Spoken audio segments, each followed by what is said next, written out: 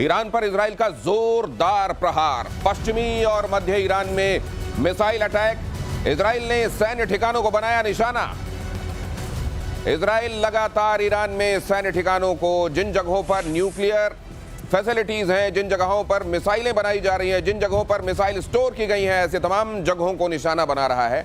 और यहां आप लगातार देख रहे हैं ऐसे ही इलाकों को, जगहों को जहां पर वो इनको निशाना बना रहा है। ऐसा ही एक और टारगेट आज भी यहां उड़ा दिया गया। अगली खबर देखिए, ईरान पर इजराइल का जोरदार प्रहार। पश्चिमी और मध्य ईरान में मिसाइल अटैक। इजराइल ने सैन्य ठिकानों को बनाया निशाना।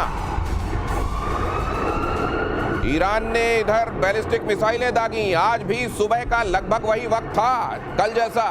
आज जब पहली किरण फूटी, एक बार फिर से इजराइल में कई मिसाइलें फूटी। सवाल यह भी उठा कि क्या आयरन डोम अपनी इफिशियंसी के हिसाब से काम कर रहा है। और यहां पर देखिए दोनों ही तरफ से आज रक्षा मंत्री ने, इजराइल के रक्षा मंत्री ने स्पष्ट किया कि हम तेहरान पर और सघन हमले करेंगे। और इधर आप देख रहे हैं हर दिन ईरान की तरफ से जो गुड मॉर्निंग हो रही है वो इस तरीके की हो रही है। कई बैलिस्टिक मिसाइलें इजराइल में जाकर अलग अलग जगहों को निशाना बना रही हैं। आज तो माइक्रोसॉफ्ट के ऑफिस के करीब जाकर यह मिसाइल फूटी। ईरान ने भी इजराइल पर पलटवार किया। एक के बाद एक कई बैलिस्टिक मिसाइलें दागी। इजराइल के कई इलाकों में सायरन की आवाजें लगातार गूंजती रहीं पिछले 2 दिनों से।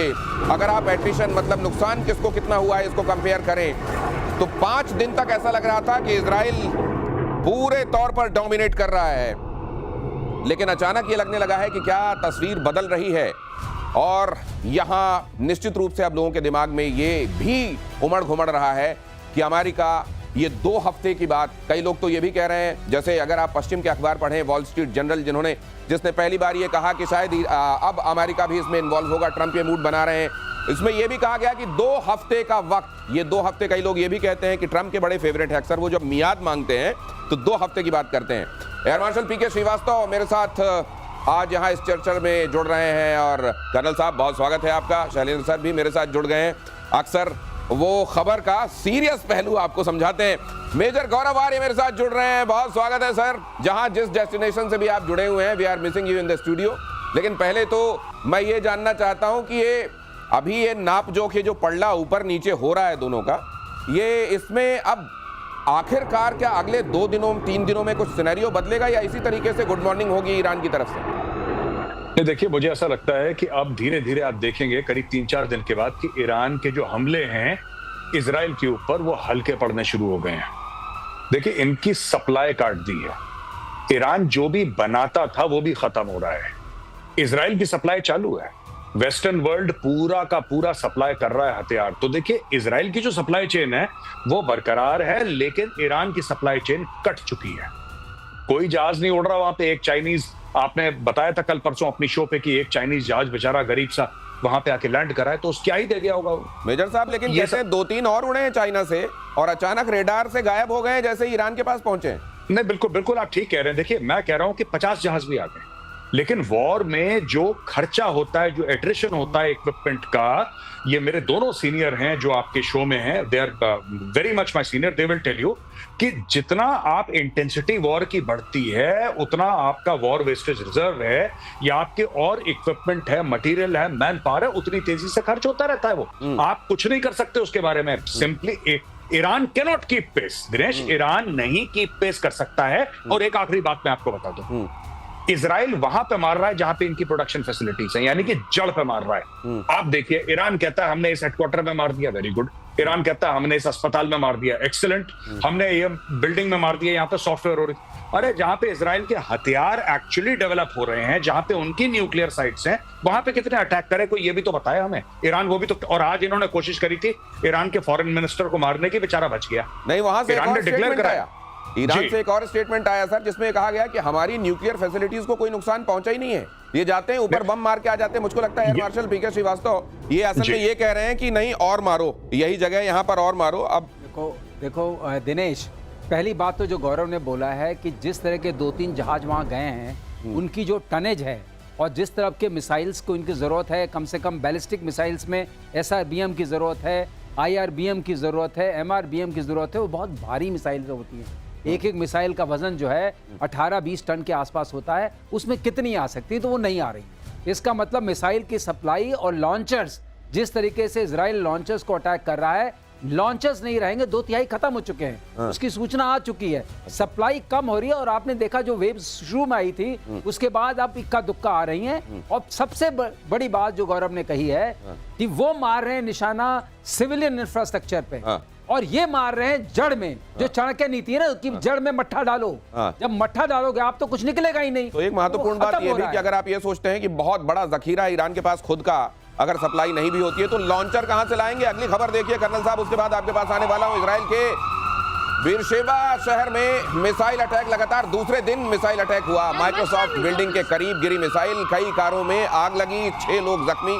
और ये तो आज पूरे दिन छाया रहा माइक्रोसॉफ्ट के करीब यहां पर ये जो हमला हुआ है। लेकिन इस तरीके के कई जगहों पर जाकर आज फिर से मिसाइलें गिरी हैं। हालांकि एक्सपर्ट्स ये समझ रहे हैं कि अब धीरे धीरे, वो जो कह रहा है कि अभी तो हमने शुरुआत, आज असल में जवाद हुसैनी साहब ये कह रहे थे, जो भारत में राजदूत हैं ईरान के, उन्होंने कहा कि भारत को इसमें आना चाहिए, और अगर भारत पहले ही शांति के लिए आवाजें उठाता तो ये इजराइल जैसे देश इस तरीके की हिमाकत करते नहीं। लेकिन ये हुआ नहीं। अभी भी हम ये कह रहे हैं कि हमारे पास बहुत सारी गोपनीय ताकत है जिसके बारे में हमने विश्व को बताया नहीं है, और दुनिया की भलाई इसी में है कि हमको और न छेड़ा जाए। जय हिंद, नमस्कार दिनेश जी। आजकल आप ना सीरियस वाले पार्ट आप ले लीजिए, गंभीरता मैं ले लेता हूँ। लीजिए प्लीज। गंभीर बात ये है अब कि जो ये 2 सप्ताह का टाइम और पिछले कुछ दिन को अगर आप एवेलुएट करेंगे, ये आपको मैंने उस दिन भी कहा था जिस दिन आपने बात करी थी कि ईरान ने बोला कि हमने F-35 गिरा दिए, याद है? मैं कहा जी आपने 2 गिराए, आपने 3 गिराए, आपका क्या गिरा आपको पता ही नहीं चला। देखिए, जो इजराइल और ईरान के टारगेटिंग में जो फर्क है, आप देखते जाइए। न्यूक्लियर की जगह आपकी मार दी, मिलिट्री इंस्टॉलेशन मार दिए, आपके साइंटिस्ट मार दिए, आपके लीडर्स मार दिए, आपके यहाँ एक वैक्यूम क्रिएट कर दिया। सबसे बड़ी बात, आपकी वो जो स्ट्रैटेजिक रिफ्यूलिंग पावर के जो पॉइंट्स हैं वो आपके डिस्ट्रॉय कर दिए। आपने बदले में क्या किया? आपके पास सिर्फ एक चीज थी, ईरान, क्या जी हमने टेल अवीव के ऊपर 10 बम गिरा दिए, 20 बम गिरा दिए, 30 बम गिरा। हुआ क्या? बात ये है कि असल में किसका ऑब्जेक्टिव, जो फाइनल ऑब्जेक्टिव तय किया गया है वो सर्व हो रहा है। इजराइल पर ईरान का जबरदस्त ड्रोन अटैक। इजराइल ने ड्रोन को हवा में रोक लिया, नौसेना और वायुसेना ने रोके ये सभी ड्रोन्स। यहां पर ड्रोन के जरिए भी हो रहा है। ड्रोन कई जगह और छोटी मिसाइलें इसलिए भी भेज दिए जाते हैं ताकि वहां एयर डिफेंस को एंगेज किया जा सके और बड़ी मिसाइलें भेजी जा सके। एडिशन की चर्चा दोनों तरफ हो रही है, कितना खर्च हो गया दोनों तरफ से, हर एक दिन वॉर में कितना खर्च दोनों कंट्रीज कर रही है इसका भी जिक्र हो रहा है, किसकी हालत ज्यादा खराब हो रही है इसका भी जिक्र हो रहा है। लेकिन एक बात और कही गई मेजर गौरव आर्य, और ये भी जवाद हुसैनी ने कही कि ये जिस तरीके से न्यूक्लियर की बात छोड़कर ज्यादा ये कह रहे हैं कि वहां हम लीडरशिप को हटाकर अपनी तरह की लीडरशिप एस्टेब्लिश करना चाहते हैं। इनका असल में शुरू से मकसद यही है, क्योंकि हमने तो ये स्पष्ट कर दिया था कि न्यूक्लियर हम बनाने का इरादा भी नहीं रखते। देखिए, जब तक आप सांप का सर नहीं काटेंगे तो कुछ नहीं बदलेगा। अगर ये कहते हैं कि न्यूक्लियर नहीं बनाएंगे तो ये तो कई बार 10 बार पहले भी कह चुका है ईरान फिर चोरी से बनाता है। इसीलिए इस बार राइजिंग लायन जो है, राइजिंग लायन पुराना झंडा है, जैसे कि कल हमने शो में बताया था। राइजिंग लायन जो ऑपरेशन है वो एक्चुअली ईरान का शाह के जमाने का झंडा है। तो ये शाह के रूल को वापस लाना चाहते हैं और ये रेजिम चेंज ऑपरेशन है, ये मुंह पे बोल रहे हैं। इसमें कौन सी ढकी छुपी बात है? वो तो सामने मुंह पे बोल रहे हैं इजरायली कि भाई इसको निपटाना है। और जहां तक ये खामेनेई की बात है, इन्होंने मुंह पे ये बोला है कि हमें इसको निपटाना है, इसकी हत्या करनी है। साफ सीधी बात है। They say we want to kill him. अब इससे ज्यादा स्पष्ट कोई क्या हो सकता है कि ये कहते साहब न्यूक्लियर हम नहीं बनाएंगे। न्यूक्लियर तो बना रहे हैं। इनका अमाद प्लान था, अमाद प्लान इन्होंने बंद कर दिया जब इनको ये लगा कि अमेरिका ने इराक को इन्वेड कर दिया। इन्होंने बोला साहब हम तो बगल में, कहीं हम भी निपटा दिए जाएंगे। तो तब से ये बात चल रही है। फिर ये डुअल टेक्नोलॉजी की बात आप ये कह रहे हैं कि इसमें कोई ऐसी बड़ी डिस्कवरी करके वो नहीं लाए हैं। एक्चुअली ऑब्जेक्टिव ये था, और अगर वो कह रहे हैं तो एक्चुअली उनको लेट रियलाइजेशन हो रहा है, होना यही था। अगली खबर आपको बता दूं, उसके बाद आ रहा हूं। इजराइल का ईरान के परमाणु सेंटर पर अटैक। इजराइल की बमबारी से तेहरान भी कांपा। परमाणु ठिकाने पर अटैक से भड़का ईरान। ईरान की सिक्योरिटी काउंसिल से एक्शन की मांग। ये देखिए जरा क्या हो रहा है यहाँ, तेहरान देख लीजिए। और ये एक न्यूक साइट है, और वहां पर हमले के बाद ये धुआं कहते हैं बहुत देर तक वहां मंडराता रहा। हालांकि अब ये मशरूम जैसा दिख रहा है कि नहीं, ये फैसला आप कीजिए। आइए ये आपको ये बताएगा कुछ दिनों में कि यहाँ रेडिएशन है कि नहीं। सर ये खतरा तो बना हुआ है ना लगातार। ऐसा होता है ना, किसी भी ऐसे साइट पर बहुत सारे केमिकल्स होते हैं और बहुत सारे पायरोफोरिक आइटम्स होते हैं। ये क्या है सर पायरोफोरिक? जो आग से जल पड़ते हैं। अच्छा। इन्फ्लेमेबल, हाँ, ये ज्वलनशील। तो ये उस तरह के आइटम्स हैं। और ये जब भी आप हिट करेंगे खास जगह पे आपको वो सब उड़ जाएंगे। जैसे बता रहे थे, आपको सेंट्रीफ्यूज चाहिए, आपको कॉमन हॉल चाहिए, आपको सारे वैक्यूम चैम्बर चाहिए, सब चाहिए, तो वो सारे उड़ रहे हैं, खत्म हो रहे हैं। अगर आपके पास अभी भी वेपन ग्रेड 60% 100 किलोग्राम यूरेनियम है भी, तो उसको बनाएंगे कैसे? और एक बात है, कई बातें आ रही हैं कि ये बना सकते थे, नहीं, लेकिन एक बात ये कही जा रही है कि वेपन ऑफ मास डिस्ट्रक्शन की बात करके जो इराक का हवाला कर दिया गया, जो हाल कर दिया गया था, उसी तरीके से यहाँ न्यूक करके ये वही कर रहे हैं। और ये क्या ये ठीक है? इस पर आता हूं, लेकिन ये खबर बता दूं, ईरान को लेकर अमेरिका का बहुत बड़ा दावा। व्हाइट हाउस की प्रेस सचिव कैरोलिन लेविट का बयान, खबर फ्लैश कीजिए जल्दी से। परमाणु बम बना सकता है ईरान कुछ ही हफ्तों में। ये जो खबर आपने बताई, ईरान दुनिया के लिए बड़ा खतरा। हाँ, यही बात मैं कह रहा था आपसे कि जो 60% के बाद 90% जाने में बहुत कम टाइम लगता है। अच्छा, ये वो एक्सपोनेंशियल स्केल पे चलता है। ये क्या कह रहे हैं सर, ये भी समझ लीजिए 60% तक यूरेनियम को संशोधित करने में, रिफाइन करने में टाइम लगता है, लेकिन 60 से 80 बहुत जल्दी होता है। बहुत जल्दी एक्सपोनेंशियल स्केल पे जाता है, मतलब एकदम बढ़ जाता है। अब बात रही दूसरी कि अगर ये इसमें पहुंच चुके हैं तो सुप्रीम लीडर को सिर्फ इनको कहना है, ऑर्डर देना है कि बनाओ। तो सुप्रीम लीडर को ही खत्म करने की जो बात चल रही है, इसीलिए चल रही, लीडरशिप खत्म करेंगे तो बनने में फिर दिक्कत आएगी। टेक्निकली जो था वो ऊपर की लीडरशिप, नहीं तो वो लॉबी जो हमेशा ये कहती है कि देखिए ये वेपन ऑफ मास डिस्ट्रक्शन कर करके इन्होंने क्या हाल किया वहां, इसी तरह न्यूक्लियर करके यहाँ ईरान को और वहां की लीडरशिप को निपटाने में लगे हैं, वो तो और मुखर होकर बोलेंगे आइंदा। कर्नल, ज्यादा बड़ी बात यह है कि ईरान ये कभी डिसोन नहीं करता कि जो उसके पास एक एग्रीमेंट के तौर पर 7% जो एनरिचमेंट अलाउड है उसको इलेक्ट्रिक पॉइंट ऑफ व्यू से, वो उसको डिसोन क्यों नहीं करता? क्यों वो ये एक्सेप्ट करता है कि हाँ कि हमारा कौन दुश्मन है? ये बड़ी बात कह रहे हैं आप। और उससे भी ज्यादा बड़ी बात कि हर एक चीज में एक आदमी की नहीं चलेगी। अकेला यूएस बोले कोई बड़ी बात नहीं। कौन सी घटना, आप अपने दिल पर हाथ रख के बोल दीजिए, क्या ईरान नहीं बना रहा होगा? और अगर नहीं बना रहा होगा तो इससे बड़ी बेवकूफी नहीं कर रहा होगा।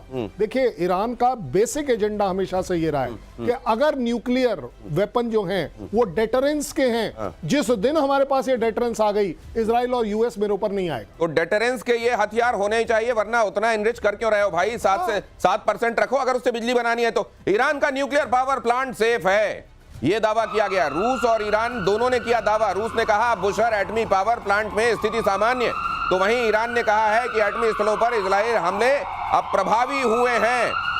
मेजर साहब, एक बात और आ रही है सामने, लोग ये कह रहे हैं कि भाई न्यूक ईरान के पास असुरक्षित कैसे और अमेरिका जैसे देश के पास सुरक्षित कैसे, जिसने जापान पर बम मार दिया है ऑलरेडी? देखिए, मैं आपको छोटी सी बात बताता हूं, ठीक है? ये पूरा का पूरा जो स्ट्रक्चर है, ये यूरेनियम एनरिचमेंट का, न्यूक्लियर बॉम्ब्स का, ये तो वेस्टर्न वर्ल्ड ने पहले बनाया, अमेरिका ने बनाया, फिर यूएसएसआर ने बनाया, फिर धीरे धीरे चाइना के पास, यूरोप के पास ये सब फैला। मैं ये आपको कहना चाहता हूं छोटी सी बात कि देखिए, Iran even without nuclear weapons is very dangerous. बहुत खतरनाक देश है ये हमास को पैदा करता है, हिजबुल्लाह को पैदा करता है, हुतियों को पैदा करता है, इनको फंड करता है। इनकी लीडरशिप को खत्म करना होगा। आपको चुन चुन के जिस ये गड्ढे में, बिल में घुसे हैं, वहां पे जाके इनको खत्म करना होगा। ये कश्मीर में आग लगाएंगे। क्या बात कर रहे हैं लोग, जिनको पता ही नहीं है क्या चल रहा है। इन्होंने कोशिश करी है कश्मीर में, पर ये कर नहीं पा रहे क्योंकि वहां पे इनको इतना ट्रैक्शन नहीं मिला। जिस दिन इनके पास न्यूक्लियर वेपन होंगे, ये भारत में आग लगाएंगे। इनकी फितरत में है ये। इट इज ये सिर्फ। तो सर, अगर उस समस्या के इलाज के तौर पर आप देख रहे हैं तो फिर तो इसके मल्टीपल सेंटर्स हैं सर। फिर तो ईरान भर नहीं, बहुत जगह आपको दवाई लगानी पड़ेगी। मैं आपको बता रहा हूं, आप हर समय देखिए, ईरान ने हर समय पाकिस्तान को सपोर्ट करा है। इस्लामी ब्रदरहुड के नाम पे इन्होंने हर समय पाकिस्तान को सपोर्ट करा है कश्मीर में। ये सबसे पहले गए थे पाकिस्तान, पहलगाम के बाद, उसके बाद इंडिया आए थे। भाई साहब, मैं आपको एक बात कह रहा हूं, ये कश्मीर में आग लगाएंगे ये लोग, ये आतंकवादी देश है। इसको पहले ठोको, इसको पहले ठोको, तब जाके यहां पे शांति होगी। Think about your country. और इजराइल जो कर रहा है, इजराइल पूरी दुनिया की जंग लड़ रहा है, सिर्फ अपनी जंग नहीं लड़ रहा वो। और ये अमेरिका भी कहता है कि जिस दिन इनके पास न्यूक्लियर वेपन्स हुए ईरान के पास, ये अमेरिका के लिए खतरा है, इजराइल के लिए खतरा है, पूरी दुनिया के लिए खतरा है। ये पागलों की रजीम है, ये पागल लोग हैं, दिमाग से पैदल हो चुके हैं, इनको निपटाना बहुत जरूरी है। तो क्या इजराइल जब ये कहता है कि वो सिर्फ अपनी लड़ाई नहीं लड़ रहा है, वो एक तरीके से दुनिया की लड़ाई लड़ रहा है, तो क्या ये सच है? मैं आपसे ये भी जानूंगा, लेकिन उससे पहले ये खबर देख लीजिए। इजराइल के पीएम नेतन्याहू का बड़ा दावा, इस वॉर से विश्व का चेहरा बदल रहा है। ईरान से 60% मिसाइल लॉन्चर नष्ट कर दिए गए हैं। ये 2/3 बल्कि कह रहे थे श्रीवास्तव सर कि ये कर दिया गया है। अब अगर लॉन्चर ही नहीं रहेंगे, आपके पास पटाखे रहेंगे, वो बोतल जिसमें डालकर आप जलाते हैं वो नहीं रहेगी, तो किसमें डाल के, रेत में डाल के करेंगे? नहीं जाएगा वहां तक। ये ईरान, ये देखिए, अगर ये वाकई मिसाइल लॉन्चर्स इस तरीके से नष्ट कर दिए गए हैं तो 20,000 वाली गिनती जो गिनी जाती है वो असल में गिनती ही रह जाएगी। अगली खबर देखिए, ईरान में इजराइल का ड्रोन अटैक नाकाम। खोरम्बा में हेरन ड्रोन से अटैक किया गया। ईरान में ड्रोन को हवा में मारा गया। यहाँ ये भी आप खबर देख रहे हैं। देखिए, ये कोई बहुत बड़ी बात नहीं है दिनेश, ये रियली कोई बड़ी बात नहीं, क्योंकि ये जो हेरन ड्रोन है, हैरान जिसको आप कह सकते हैं सरलीकरण में, इसकी एक तो IR सिग्नेचर बहुत बड़ा है। ये 40 घंटे ऊपर घूम सकता है। ये करीब 9.1 किलोमीटर पर घूमता है और इसका काम है सैटेलाइट उसके कम्युनिकेशन के जरिए वहाँ की इंफॉर्मेशन भेजना। ये वहाँ पर था, इंफॉर्मेशन तो भेज चुका है, अब इसको मारने से कोई खास फर्क पड़ने वाला नहीं है।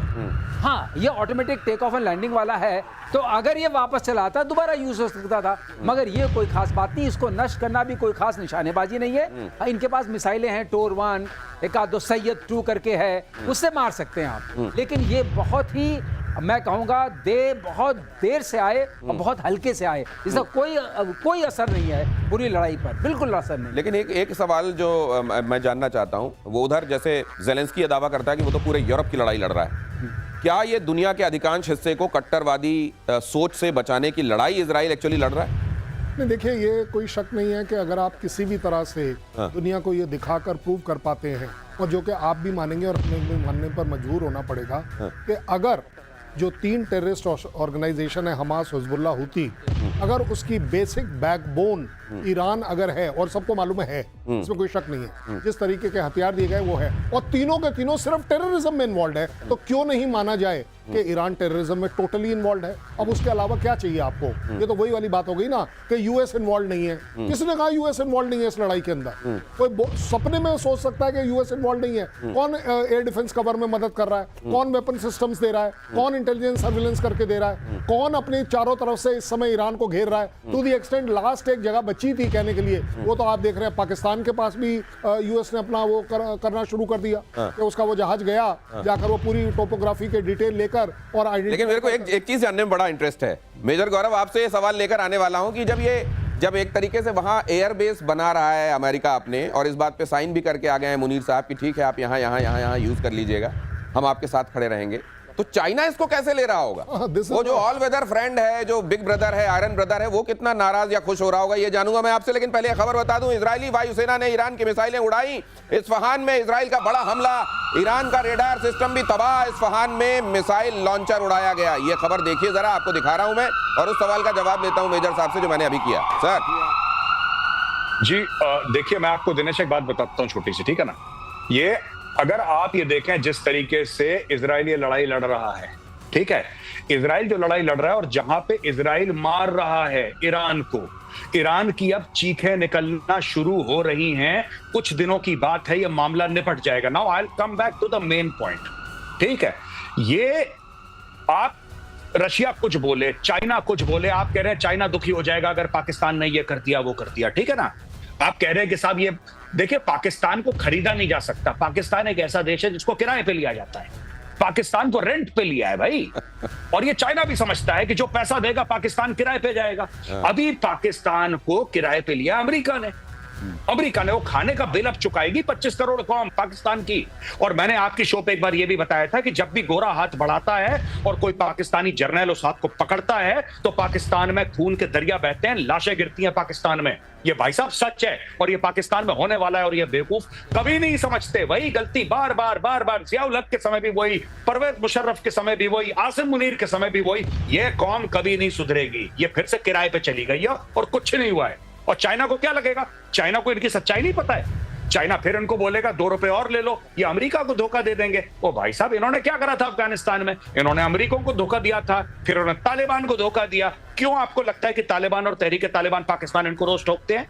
वो कहते हैं गद्दार कौम है ये, वो कहते हैं गद्दार है ये पूरी कौम पाकिस्तानियों की गद्दार है, इसलिए वो ठोकते हैं, इसलिए तहरीक तालिबान पाकिस्तान मारता है। आपकी बात पे फौरन कुछ जोड़ना चाह रहे हैं एयर मार्शल पीके श्रीवास्तव। दिनेश, ये गद्दारी की बात भी नहीं, ये बिजनेस की बात है। किराए पे देते हैं अपने लोगों को, वही करते हैं। इनके पास गद्दारी का आप कोई मतलब, तो आप कह रहे हैं तिजारत में थोड़ा और आगे निकल गए? निकल गए। अगली खबर, सबको बांटते रहते हैं, जो दे दे पैसा वो ये लो, तंबू वाले की तरह बोली लगने के लिए तैयार वहां पर, और जो ज्यादा पैसे दे दे। इजराइल ने खामनेई की तुलना हिटलर से की है।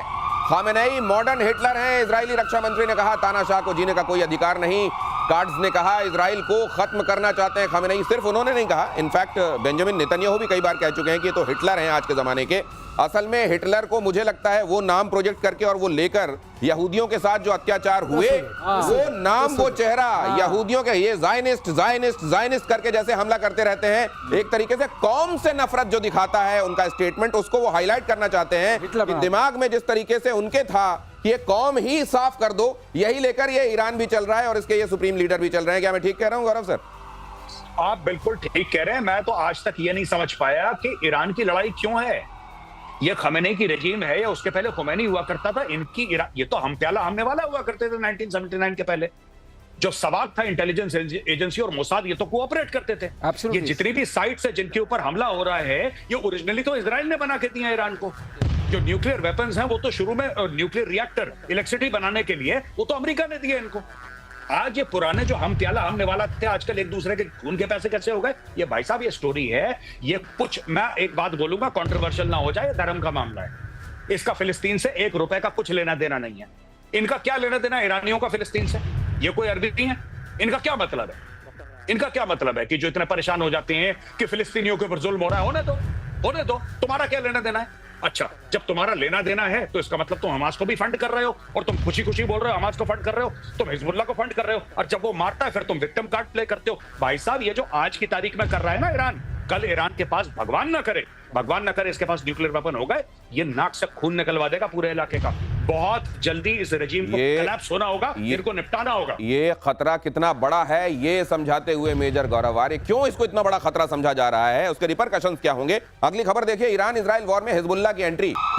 हिजबुल्लाह ने इजराइल पर कई मिसाइलें दागी। इजराइल ने कहा हिजबुल्लाह का खात्मा करके लेंगे दम। मुझे लगता है कि पेजर इनको भूल गए, वो जो पेजर फटे थे अब वो फिर से चाह रहे हैं, कुछ पेजर लगता है फिर से जेब में आ गए। कल ना एक फंक्शन था जिसमें हम इजरायली एम्बेसडर को होस्ट कर रहे थे। अच्छा। और एम्बेसडर साहब का बड़ा पॉइंट बैंक क्लियरेंस था कि अगर भारत को टेररिज्म से लड़ना है तो लड़ने का सिर्फ एक ही तरीका है, या आप उस पर हावी हो जाएं या वो आप पर हावी हो। आज की तारीख में आप पेजर की बात कर रहे हैं, इजराइल इससे बहुत आगे चल रहा है इस समय प्लानिंग में। It is only matter of के ट्रिगर किस दिन करेगा। अच्छा, जिस दिन उसे जरूरत होगी ट्रिगर करने की। ये मैं आपको बड़े जिम्मेदारी के साथ एक एम्बेसडर की बात बता रहा हूँ कि हम एक जगह 1 महीने 2 महीने नहीं सोच के चल रहे हैं, हम 6 महीने आगे सोच रहे हैं, 1 साल आगे सोच रहे हैं कि कोई मैन्युफैक्चरिंग स्टेज पर किसी चीज में वो चीज डालनी कि हमें मालूम है ये कहाँ जा रहा है, कहाँ रहेगा, और जिस दिन हमें जरूरत पड़ेगी हम निकालें। इस समय अगर आप पेजर को इंसिडेंट्स को लेकर चल रहे हो, पेजर 1-2 महीने पहले प्लान नहीं। मुझे ये लगता है कि हिजबुल्लाह की अभी ताकत बची क्या होगी? अभी जिस तरीके का हाल हुआ है बीते दिनों, अक्टूबर के बाद 24 के बाद, ये कहना कि हम आएंगे और हर तरीके से साथ खड़े होंगे, ये जुबानी जमा खर्ची है या वाकई सिनेरियो में कोई फर्क पड़ता है इससे मेजर गौरव? ये भाई साहब कुछ नहीं है, ये झूठ बोल रहा है हिजबुल्लाह की कमर तोड़ के व्हीलचेयर में बैठा दिया हिजबुल्लाह को हथियार कहां से जाते थे? सीरिया से जाते थे, रास्ता वही था। आपने उनकी सप्लाई चेन काट दी, कहानी खत्म हो गई हिजबुल्लाह की। अब छुटपुट कुछ मिसाइल मार देंगे, छुटपुट गोलियां चला देंगे, दैट्स ऑल। इनकी 2 कौड़ी की औकात नहीं है हिजबुल्लाह की। इजराइल ने हिजबुल्लाह को बैठा दिया व्हीलचेयर में। भाई साहब सीरिया के थ्रू जाता था मामला, पूरा मामला सीरिया के थ्रू जाता था। सीरिया में अब कौन बैठा है? सीरिया में बैठा है तुर्की, सीरिया में बैठा है अमेरिका, राइट? कहानी खत्म, दैट्स इट। ये लाएंगे कहां से हथियार लड़ने के लिए? ईरान भेजता था इराक से सीरिया, सीरिया से Lebanon. Hezbollah is Lebanon based. कुछ नहीं कर रही है, ये गीदड़ भपकी है। और आपने देखा हमास को सांप सूंघ गया। हिजबुल्लाह ने तो बड़ी हिम्मत करके बयान दे दिया, हमास को सांप सूंघ गया, हमास कुछ नहीं कह रहा, डर के मारे सब लोग बैठे हैं। इनके तो दर्जन भर के टेररिस्ट ग्रुप्स हैं, सब चुप, क्योंकि उनको पता है कि अब ये जो लड़ाई है ये आखिरी वाली लड़ाई है। अब जो भी होगा भाई साहब, ये वर्ल्ड कप का फाइनल खेल रहा है इजराइल और ईरान, और इसमें एक ही जीतेगा और वो है इजराइल, और मार के इजराइल इनको दुम्बा बनाएगा। मैं आपको बता रहा हूं, देख लेना। देखो सर, अगली खबर के बाद अपनी बात प्लीज कहिएगा। इजरायली रक्षा मंत्रालय का बहुत बड़ा दावा, इजराइल के पास हथियारों की कोई कमी नहीं है। 14 कार्गो विमान से हथियार गोला बारूद पहुंच गए हैं। सेना की जरूरतों को पूरा किया जा रहा है। वॉर शुरू होने के बाद 800 विमान आ चुके हैं। ज्यादातर सामान अमेरिका से आया, क्लियर कट। बड़ा एक्सप्लिसिट, इसीलिए कर्नल साहब कह रहे हैं कि अमेरिका इन्वॉल्व नहीं है। ये कौन कह रहा है? वो तो कोई नहीं कह रहा। ठीक है सर। 800 विमान का मतलब कम से कम 90,000 टन सामान आया है। 90,000 टन। ये कोई छोटे मोटे जहाज थोड़ी ना है। C-17 से आया ग्लोब मास्टर से, उसमें एक बार में आता है 80 टन। आप बताइए, कम से कम 800 से ज्यादा आए होंगे। ये खबर आ रही है 90,000 टन। क्या आया होगा? आप सोचिए आया क्या होगा? आया होगा मोस्टली थार्ड का इक्विपमेंट। थार्ड क्या है? Terminal high altitude area defence जी। उसमें होता क्या है? ये इनके पास अगर इजराइल तक पहुंचना है तो इनको SRBM चाहिए, बैलिस्टिक मिसाइल चाहिए। बैलिस्टिक मिसाइल जब ऊपर जाएगी और नीचे आना शुरू करेगी, थार्ड उसको 150 किलोमीटर पर उससे मुलाकात करेगा। 150 किलोमीटर पहले ऊपर आसमान में वायुमंडल से बाहर। अच्छा, वही मुलाकात होगी। अच्छा, अब उसका इंतजाम कर लिया गया है, क्योंकि अब इनको पता है कि इनके पास थोड़े मोड़े बैलिस्टिक मिसाइल्स पहुंच रह गए हैं जो वहां तक पहुंचेंगे। और जहां तक हिजबुल्लाह का सवाल है, हिजबुल्लाह के पास जो बचे खुचे गोले वोले थे, उन्होंने कहा होगा मारो, वो मार रहे हैं। वो तो आयरन डोम वैसे ही संभाल लेता रहा जिंदगी पर, उसमें कोई दम ही नहीं है। सर कह रहे हैं कि आयरन डोम उसकी इफिशियंसी को लेकर आज फॉक्स ने खबर छापी, वो मैं उस पर आता हूं, लेकिन पहले खबर बता दूं। अमेरिका में ईरानी हमले का खौफ, मध्य पूर्व के सबसे बड़े सैन्य अड्डे से हटाए जेट। अमेरिका में ईरानी हमले का खौफ, अमेरिका ने 40 मिलिट्री जेट हटा लिए हैं। सैटेलाइट तस्वीरों से खुलासा। कोई फर्क पड़ता है सर? ये हटाए हैं, इससे ईरान अमेरिका को खौफ नहीं है। अब खौफ ज्यादा होना चाहिए ईरान को। क्यों? हटाए हैं इसका मतलब तैयारी कर चुके हैं। जी हाँ। अब the moment aircraft go into the shelters, जो हम बोलते हैं हार्डन शेल्टर्स, इसका मतलब कि अब मामला ज्यादा गर्म हो गया है। अब अमेरिका तैयार है, जिसे हम बोलते हैं वॉर रेडी। अब ये वॉर रेडीनेस है। पहले तो पीस उसमें थे। अच्छा। अगर वो बाहर रहते, इसका मतलब अमेरिका नहीं दखल देने वाला है। अब डरना चाहिए इनको। अमेरिका दखल देने के लिए तैयार हो चुका है। उसकी 2 हफ्ते की वार्निंग को आप मानेंगे? ये जो 2 हफ्ते का टाइम लिया गया है, इसमें कोशिश ये किया जा रहा है कि यूरोपियन यूनियन की तरफ से डिप्लोमेटिक कोशिशें हो। अगर आप मुझे ये इंटरप्रेट करने को बोलेंगे तो मैं इसका इंटरप्रिटेशन ये करूंगा, अगर एयरक्राफ्ट टारमैक से हट करके शेल्टर्स में चले गए हैं, उसको देखिए, इसका मतलब हुक्म कभी भी जा सकता है। अब हुक्म गया और हवा में ये आए और फिर सब कुछ उधर आपको उड़ता हुआ दिखाई देगा ईरान में। ऐसी तर्जुमानी है हालात की। और इजराइल में मेट्रो स्टेशन बना सुरक्षित ठिकाना। देखिए, मेट्रो स्टेशन कई जगहों पर जहां टनल खोदकर मेट्रो स्टेशन बनाए जाते हैं, वो सुरक्षित बंकर बन जाते हैं। अंडरग्राउंड मेट्रो स्टेशन में छिपे इजरायली लोग मिसाइल अटैक से बचा हुआ है मेट्रो स्टेशन। जाहिर है यहां पर लोग पहुंच रहे हैं और इसको सुरक्षित ठिकाने के तौर पर इस्तेमाल कर रहे हैं। ये इजराइल के लिए महंगा पड़ रहा है युद्ध। अगली खबर दिखाइए जरा। इजराइल के लिए ये युद्ध महंगा पड़ रहा है। इजराइल को कई मिलियन डॉलर का नुकसान। ईरानी मिसाइल के इंटरसेप्टर में इजराइल के 17 अरब रुपए रोज खर्च हो रहे हैं। बुनियादी ढांचे की मरम्मत में बड़ा खर्च, लेकिन अगर खर्च तब माना जाता है जब आपके पास लिमिटेड पैसा पड़ा हो अकाउंट में और वो खर्च होता जा रहा हो। जब उसकी सप्लाई उधर से आती जा रही हो, क्रेडिट रोज हो रहा हो, तो डेबिट होने दीजिए, उससे क्या फर्क पड़ता है। लेकिन ईरान में ये हो रहा होगा क्या? मेजर साहब, इस मामले में सस्टेन करने के मामले में एक वॉर को, दोनों की स्थिति कैसी देखते हैं आप? मैं वही आपसे कह रहा था कि जो आपने पहला सवाल पूछा था, साहब इनकी सप्लाई चेन ईरान वालों की कट गई है। बाहर से बहुत कम आ रहा है, ना के बराबर खर्चा रोज हो रहा है, क्योंकि रोज ये मिसाइल दाग रहे हैं। इजराइल के साथ बिल्कुल उल्टा है, उसका बहुत खर्च हो रहा है और बहुत आ भी रहा है।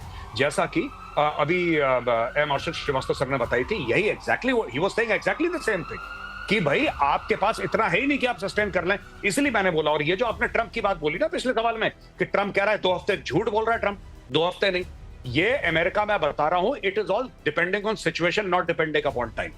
ये पहले भी ट्रंप ऐसे बोल चुका है कि संडे को टॉक होंगी, फ्राइडे को सुबह अटैक कर दिया। तो ये सारी की सारी चीजें हो रही हैं, ये डिसेप्शन का गेम चल रहा है। लेकिन fact of the matter is कि ईरान की सप्लाई चेन बहुत कमजोर हो चुकी है आज की तारीख में। It is really very very weak. और मुझे नहीं लगता कि ईरान में अब काबिलियत है 1 हफ्ता और सस्टेन करने की। 1 हफ्ते के बाद 5 दिन 4 दिन 1 हफ्ते के बाद ईरान का बहुत लो स्टॉक हो जाएगा। और यहां पे दनादन ग्लोब मास्टर्स आ रहे हैं, लो थर्ड मिसाइल है। और क्या चाहिए? पेट्रियट चाहिए लो, ये चाहिए लो, वो चाहिए लो, जो चाहिए लो, कोई दिक्कत नहीं है।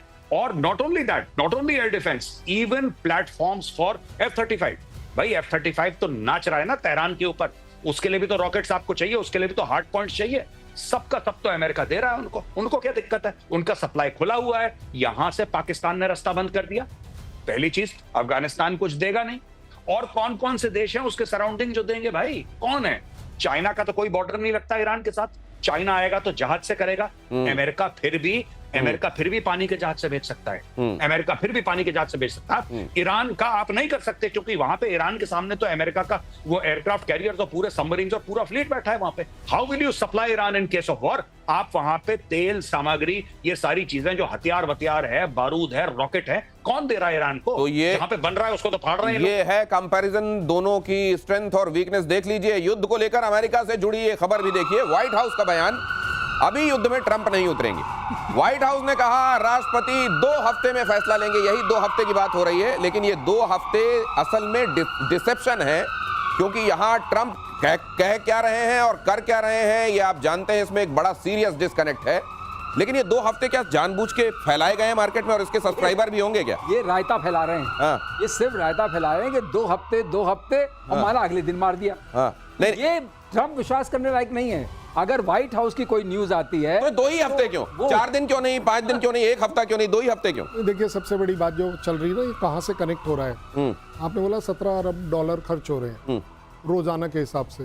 2 सप्ताह में क्या ईरान इतना पैसा अफोर्ड कर लेगा? एक बात। दूसरी बात, मैं कहता हूँ 2 मिनट के लिए पैसे मिल गए, पैसे मिल भी गए, ठीक है ना। सामान कहाँ से लाओगे? सामान कहाँ से? आपको यूएस रोज सामान दे रहा है, उसके पैसे की तो आप कैलकुलेशन। ये खबर भी देख लीजिए, टाइम एकदम कम है। इजराइल को ईरान का बहुत बड़ा झटका। इजराइल हैकर्स ने ईरान की कमर तोड़ी। ईरान के नेबिटेक्स क्रिप्टो एक्सचेंज में चोरी 750 करोड़ रुपए की डिजिटल करेंसी उड़ाई। ये सबसे बड़ी खबर है। ये बड़ी खबर है। नोबिटेक्स जो है इनका क्रिप्टो करेंसी का एक्सचेंज है।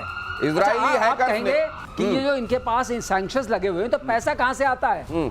यहीं से पैसा जाता है क्रिप्टो के हिसाब से, बाकी जगह से जहां से माल आता है। जो मैंने एक बार बोला था ना, मिसाइल बनाने के लिए मेम्स की जरूरत पड़ेगी, कंपोजिट, कार्बन कंपोजिट्स की जरूरत पड़ेगी, आपको सीकर्स की जरूरत पड़ेगी, आपको ग्राइड शेपिंग की जरूरत पड़ेगी। वो पैसा कैसे देंगे आप?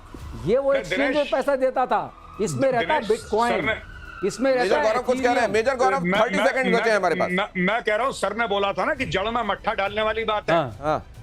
अभी सर ने बोला था ये जड़ में मट्ठा है, ये यही है बिल्कुल। मट्ठा। तो जड़ों में मट्ठा भी है, यहाँ रायता भी हो गया है, पूरी डिश तैयार होने वाली है। ये डिश बनती किस तरीके की है और किसको ये बड़ा पैलेटेबल लगता है और किसके लिए ये बड़ा मुश्किल हो जाता है निगलना, ये बताएंगे आपको प्रतिशोध में। आज के लिए इतना ही। बहुत धन्यवाद आप सभी का।